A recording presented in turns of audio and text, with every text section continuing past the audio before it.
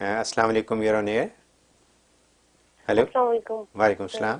جی میں کینیڈا سے بات کر رہی ہوں. میں نے مفتی صاحب سے پوچھنا تھا کہ میں اور میرے ہسبینڈ بھی میرڈ 7 ایئرس. ہم لوگ ہیپیلی میرڈ ہیں، لیکن میرے فادر ان لا جو ہیں وہ میرے ہسبینڈ کو بہت زیادہ مجھے ذلیل کرتے، گالیاں دیتے ہیں، مجھ پر بہتان لگاتے ہیں اور میرے ہسبینڈ کو کہتے ہیں کہ طلاق دو. سو میرے ہسبینڈ کا اور میرے فادر ان لا کا 1.5 مہینہ ہو کے بات چیت نہیں ہے، کیونکہ میرے بچوں کے سامنے مجھے گالیاں دینا اور تو بہتان لگانا. تو اب میں بہت پریشان ہوں اپنے ہسبینڈ کے لیے، کیونکہ ساری بات ہے باپ کا حکم ماننا اسلام میں بہت زیادہ امپورٹنٹ ہے. تو اب میرا ہسبینڈ کیا کرے؟ میں ان کو کہتی ہوں کہ اپنے والد صاحب سے بات کر لو، اٹس اوکے، لیکن وہ کہتا ہے جب بھی میں کرتا ہوں ابو ذلیل کرتے ہیں، گالیاں دیتے ہیں انسان بہت زیادہ. تو اب مجھے سمجھ نہیں آ رہی کہ پلیز آپ مفتی صاحب مجھے بتا دیں کہ میرا ہسبینڈ کیا کرے اس معاملے میں. جی شکریہ. بقیہ ویڈیو دیکھنے سے پہلے ویڈیو کو لائک کریں، راہم ٹی وی چینل کو سبسکرائب کریں اور بیل آئیکن پر کلک کریں. شکریہ. بڑا اچھا سینسیٹیو سوال کیا آپ نے. اس میں شریعت کا حکم یہ ہوتا ہے کہ اگر باپ جو ہے بلا وجہ شرعی جو ہے وہ ضد کر رہا ہے کہ طلاق دے دو تو اس حکم کو ماننا جائز نہیں ہے.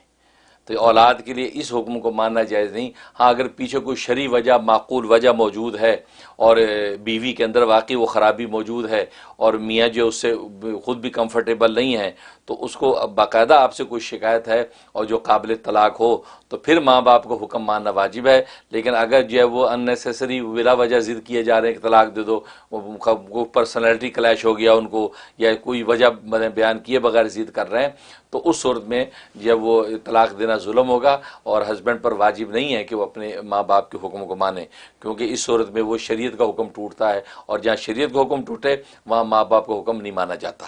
اس لیے ہسبینڈ بالکل مطمئن رہے، وہ طلاق نہ دے اگر وہ آپ سے کمفرٹیبل ہے تو. اور دوسری بات یہ ہے کہ اس کا طریقہ وہی مذاکرات ہیں، ٹیبل ٹاک کریں، کسی کو بیچ میں درمیان میں ڈال لیں کہ فیملی کے کسی بڑے کو ڈالیں یا کمیونٹی کے کسی معتبر بندے کو ڈالیں یا لوکل جو امام ہے جہاں وہ آپ کے سسر صاحب جو ہے نماز پڑھتے ہیں تو لوکل امام خطیب کے پاس آپ کے ہسبینڈ جائیں اور کہیں کہ میرے والد صاحب یہ کرتے ہیں، آپ ذرا ان سے بات کریں.